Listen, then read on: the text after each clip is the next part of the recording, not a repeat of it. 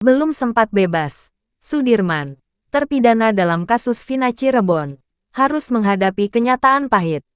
Sudirman harus mengikhlaskan kepergian ibunya, Sairoh. Sairoh diketahui mengembuskan napas terakhir pada Kamis malam, tanggal 5 Desember tahun 2024, di Rumah Sakit Daerah RSD Gunung Jati Cirebon akibat penyakit yang telah lama dideritanya. Sebelumnya, Sairoh sempat menjalani perawatan di Rumah Sakit Medimas sebelum kondisinya semakin memburuk.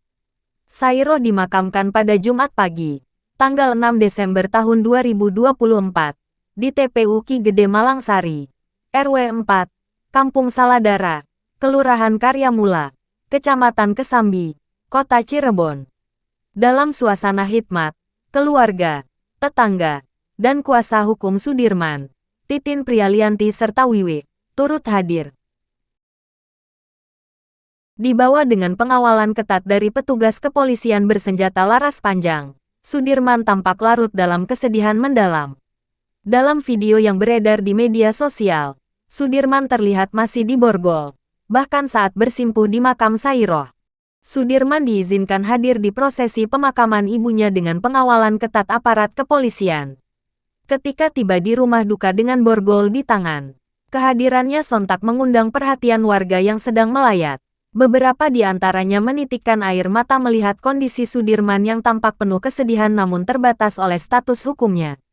Dalam budaya masyarakat setempat, seorang anak laki-laki biasanya memiliki tanggung jawab besar dalam prosesi pemakaman orang tuanya, termasuk mengangkat atau menggotong jenazah menuju tempat peristirahatan terakhir. Namun, Sudirman tidak bisa melaksanakan tugas ini karena tangannya masih di borgol.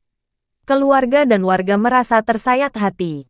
Keluarga Sudirman menyampaikan rasa kecewa dan kesedihan atas situasi tersebut. Salah satu kerabatnya mengatakan, "Kami mengerti dia seorang terpidana, tetapi ini adalah ibunya sendiri. Apa salahnya jika borgol itu dilepas sejenak, demi menghormati almarhumah dan memenuhi tanggung jawab terakhir sebagai seorang anak?" Warga setempat pun turut bersuara.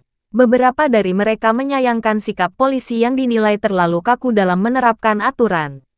Dia sudah ditemani banyak aparat.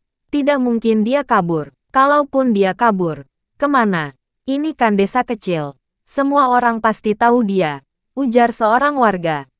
Pandangan polisi. Di sisi lain, pihak kepolisian berpegang pada aturan yang berlaku. Menurut mereka, melepas borgol terhadap tahanan, meskipun dalam situasi khusus seperti ini, tetap berisiko. Kami memahami perasaan keluarga, tetapi kami juga memiliki tanggung jawab untuk memastikan bahwa tahanan tidak melarikan diri. Pengawalan dan borgol adalah prosedur standar yang harus kami jalankan, kata seorang pejabat kepolisian yang bertugas. Suara para pakar dan aktivis. Kejadian ini memicu perdebatan di kalangan publik, terutama para aktivis hak asasi manusia. Mereka menilai perlakuan terhadap Sudirman mencerminkan kurangnya rasa empati dan fleksibilitas dalam sistem hukum Indonesia. Salah seorang aktivis HAM mengatakan, dalam kasus seperti ini, penting untuk menyeimbangkan antara keamanan dan kemanusiaan. Bagaimanapun, seorang anak yang kehilangan ibunya berhak mendapatkan momen terakhir untuk memberikan penghormatan dengan cara yang layak. Refleksi dan pelajaran. Kisah Sudirman membuka diskusi lebih luas mengenai bagaimana sistem hukum dan keamanan dapat lebih manusiawi dalam menghadapi situasi-situasi sensitif seperti ini. Banyak yang berharap kejadian serupa tidak terulang di masa depan. Bagi keluarga Sudirman, momen ini akan menjadi kenangan pahit yang sulit dilupakan. Bagi masyarakat luas, kisah ini menjadi pengingat bahwa di tengah menjalankan hukum, kemanusiaan tetap harus menjadi prioritas. Semoga ke depan, aturan yang ada dapat lebih mengakomodasi rasa empati tanpa mengesampingkan aspek keamanan dan keadilan.